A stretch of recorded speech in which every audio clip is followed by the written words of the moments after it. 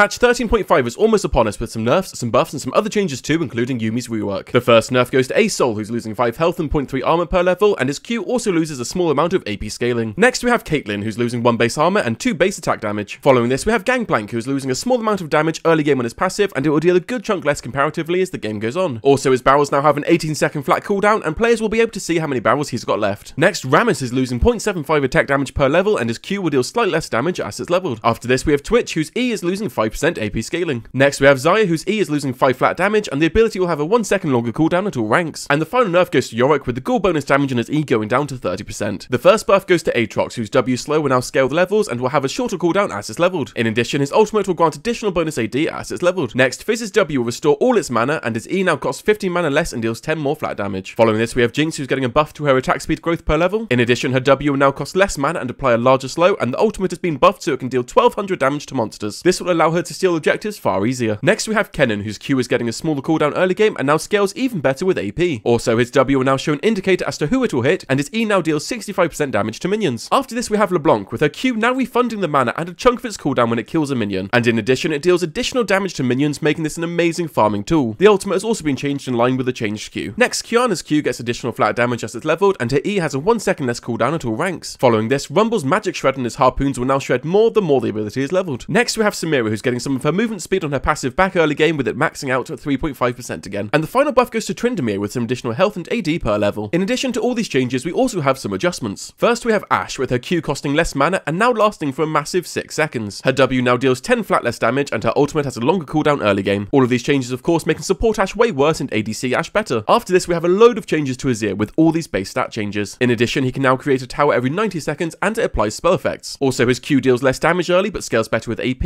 and will cost more mana as it's leveled. His W passive attack speed is gone and is now additional magic damage, and he no longer gets attack speed when having 3 soldiers out. Also, his E scales less well with AP now. Pantheon is losing some health regen but gaining attack speed. His Q will cost less mana and have a lower cooldown early game in exchange for his E having a slightly longer cooldown late game. Zed is losing 3 base magic resist, but his E cooldown late game will go down to 3 seconds. And Yuumi has finally gotten her long awaited rework, which I'll go through in detail properly in a separate video tomorrow. However, in summary, her heal is now in her passive and she builds up best friend stacks when on an ally. Being on her best friend will grant her many bonuses to her abilities. Her E now shields rather than heals, and her ultimate can be moved more, heals her allies, and stacks slow onto enemies. Otherwise, jungle camps across the board give more gold, and junglers now get less experience from lane minions. Sweeping Lens now has a longer cooldown early game. Cosmic Drive will now give 25 additional AP but loses 200 health. Seraph's is losing 10 AP and 50 health. Grasp now grants more permanent health but heals less. Triumph will now grant far less health upon a takedown. And finally, a very cool change that the community has been asking for a long time is the champion price updates. This doesn't have an impact to many of the newer champions, but as a whole the easier champions cost far less, making them far easier to pick up.